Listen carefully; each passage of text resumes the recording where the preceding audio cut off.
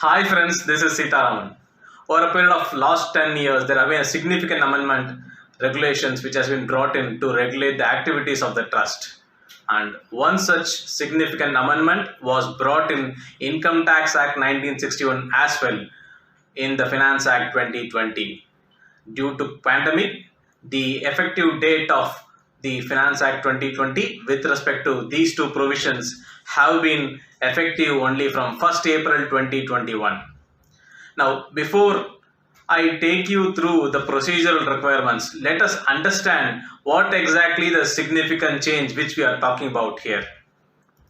All the trusts are supposed to have section 12A exemption so that they can claim exemptions on their incomes. Also, if they have ATG certificate, then the donors can claim exemptions in their tax returns. 12A and ATG certificates, which have been playing a pivotal role in a trust, has been having a lifetime validity so far. However, with effect from 1/4/2021, where the Finance Act specifies that ATG and 12A certificates will have only 5-year validity from now on, and the lifetime validity will not be applicable for any of the trusts, whether it is a new trust or the old trust.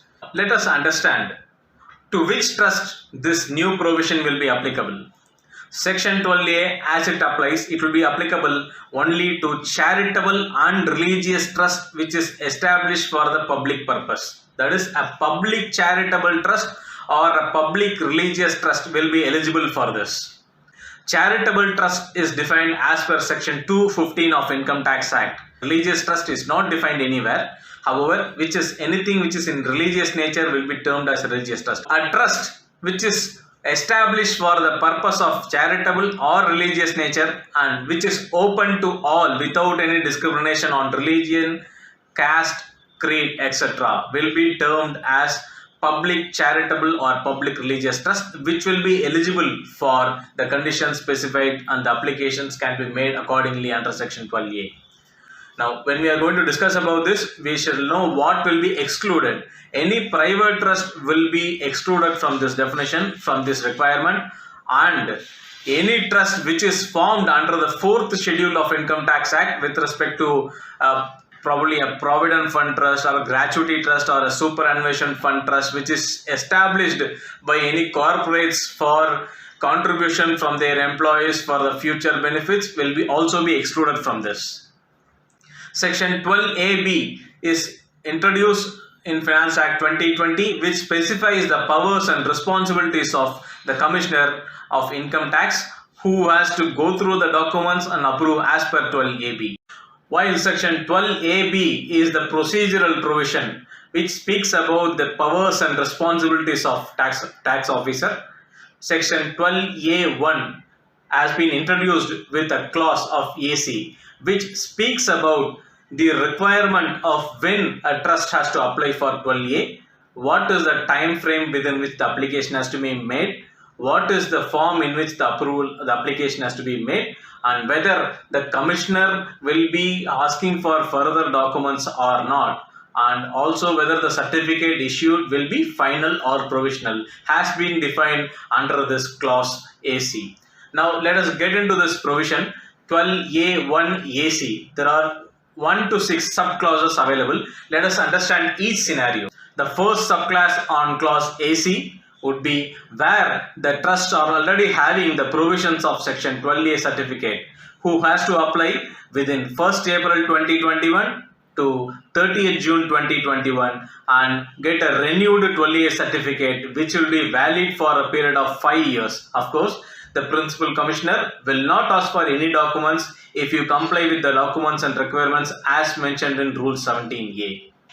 Subclause 2 speaks about renewal of a certificate which is already issued under this clause of AC1, which means after completion of 5 years from the original certificate issued, you will have to make an application under an AC2 term again. You will have to apply within 6 months in the relevant year by which the final certificate issued already is expiring. That is, if you are issued a certificate now which is going to be valid till 25-26 financial year, by 30th September 2025, you should make an application for renewal of that final certificate.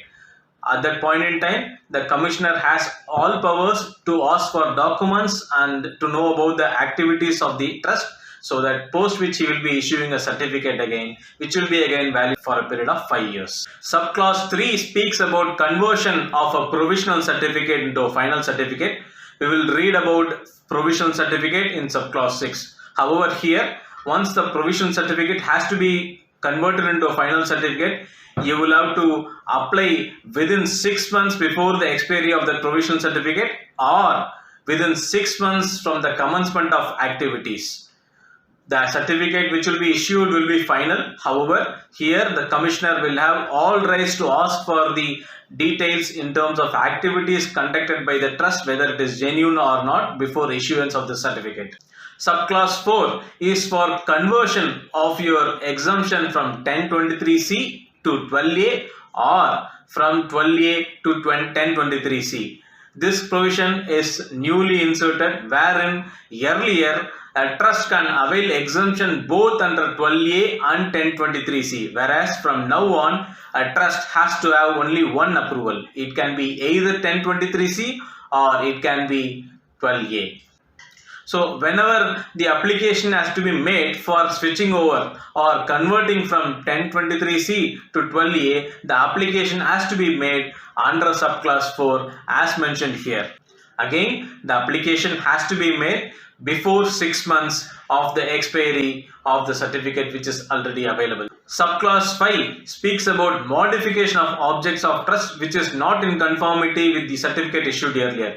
In such cases, the application has to be made within 30 days from the date of the modification, and the approval will be subjected to call for of documents and other activities which the commissioner may deem fit. Subclause 6, this speaks about issuance of provisional certificate, wherein it is going to be valid only for the period of 3 years. Again, you will have to connect this with subclause 3, where the provisional has to be converted within the time frame mentioned there. Although the provisional certificate is going to be valid for 3 years, it has to be converted into a final certificate as and when the occurrences as mentioned in section subclause 3 is being attracted to. The application under subclause 6 has to be made 1 month prior to the period in which year you want to actually avail the exemption, which means if you want to avail the exemption for the financial year 25-26, then you will have to apply by 28th February 2025. Again, at the time of issuance of provisional certificate, no other documents will be asked for except for complying with the requirements of Rule 17A, and the provisional certificate will be issued without further examination by the Commissioner of Income Tax. Subclause 6 speaks about in any other case. Let us understand what will be covered here. Firstly, a trust which was established prior to 1/4/2021, if it is not having the 12A certificate, can apply between 1st April 2021 to 30th June 2021 and get a provisional certificate under this subclause. However, if an application is already made but not approved for up to 31st March 2021, then the application already made will be deemed to be an application which is made under the provisions of 12A1 AC 6, and accordingly a provisional certificate will be issued. However, if a new trust is formed, then they have to go through 12A1 AC 6 provision first, wherein they will have to apply for the provisional certificate as per the timelines mentioned here for the year in which it has to be effective, can be only from the subsequent year. That is, only if you apply by 28th February say 2025, the effectiveness of the provisional certificate will be from 25-26. Except that during 21-22, the transition period, if you make a provisional certificate application, then it will be approved from the same year. However, if there is an already established trust which was not having section 12A exemption, then they have to follow this 12A1 AC6. I am just displaying the requirement in terms of documents and other details which are to be available with you before making an application under either 10A or 10AB. Please note that apart from the documentation requirements which is listed, it is also required to have an irrevocable clause in the trust deed, which is one of the mandate as per Rule 17A. Let us discuss some frequently asked questions and we will try to find an answer for that. As per section 12A1 AC6, if a provisional registration has to be applied for, the application has to be made at least 1 month prior to the relevant year from which the exemption is sought.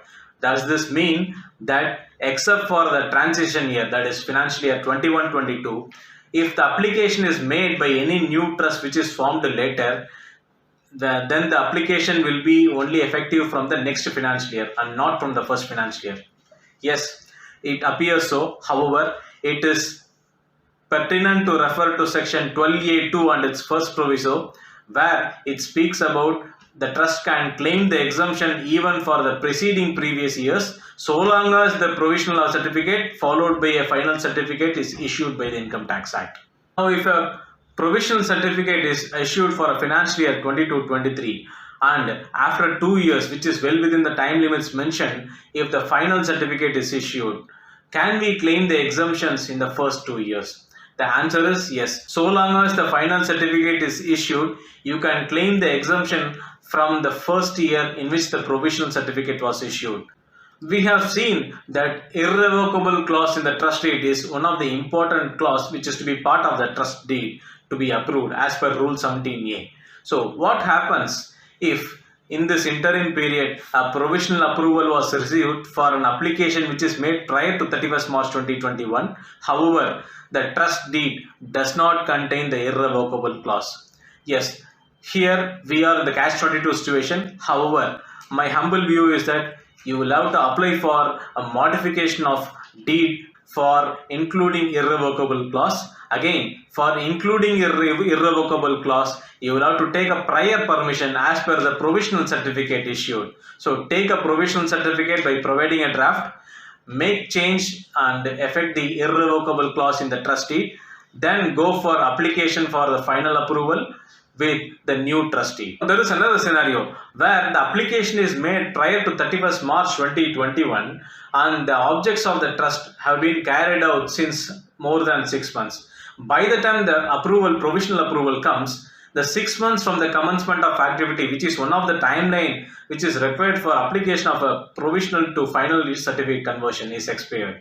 Yes, as of now, there is no severity circular on this. However, since Form 10AB, which itself is not notified for final application, you can very well, as and when you get a provisional certificate, as and when Form 10AB is made available, you can very well apply for the final certificate, even though it has crossed the time limit of 6 months from the commencement of activity. To understand what is commencement of activity, it is not defined anywhere what is commencement of activity. If it is mentioned as charitable activity, then we can say that application of funds as commencement of activity, charitable activity. However, it is mentioned only as activity and we have to get more circular and clarifications on this point. However, on a conservative approach, what I would suggest is as and when the trust has started some activity, it has to treat that day as the date of commencement of activity for the purpose of making an application for conversion from provisional to final. For example,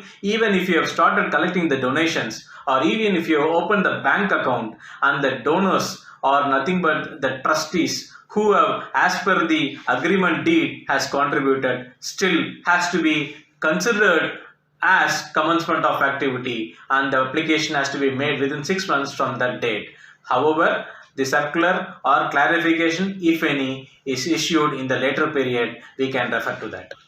The question is whether as and when the application is made under section 12 AC, wherever it is mentioned the commissioner will not be going through the documents, can it be a deemed approval and can we plan accordingly? The answer is no, because although the commissioner cannot ask for additional documents, if Rule 17A documents and the requisites are not complied with, it can be considered for rejection. So it is better that you ensure the documents and the details as sought as per the Rule 17A has been followed so that the approval will be made available. With this, we are closing with section 12A and we are going into section 80G.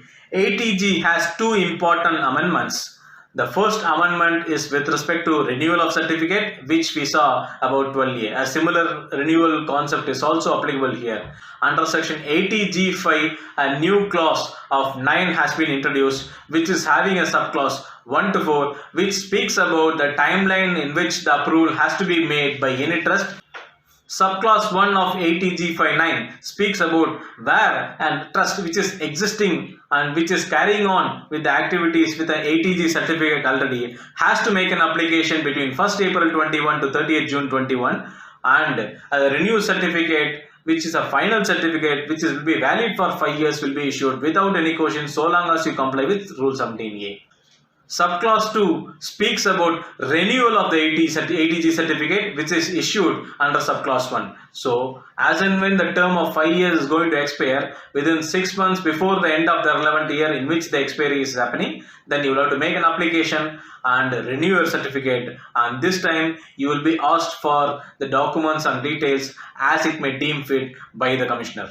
Subclause 3 speaks about conversion of a provisional certificate into a final certificate, again which has to be made within 6 months from the expiry of the certificate issued, of provisional certificate issued, or within 6 months from the commencement of activity. So the conversion will happen only after asking for documents which he may deem fit. Subclause 4 speaks about an application which has to be made. Usually it will be for provisional certificate, which will be valid for 3 years, where the approval will be given without any questions. However, the application has to be made at least 1 month prior to the relevant year for which the approval is sought. So what is subclause 4? Any other case, again, where a trust is already existing and 80G certificate is not available for them, if they are making an application, they have to come under subclause 4. However, if already 80G certificate is existing, they will be forming part of subclause 1. Any application which is made prior to 31st March 2021, where the application is pending with the Commissioner Office, then the application will be deemed to be an application which is made under subclause 4, and a provisional certificate will be issued, which has to be converted to final as per subclause 3.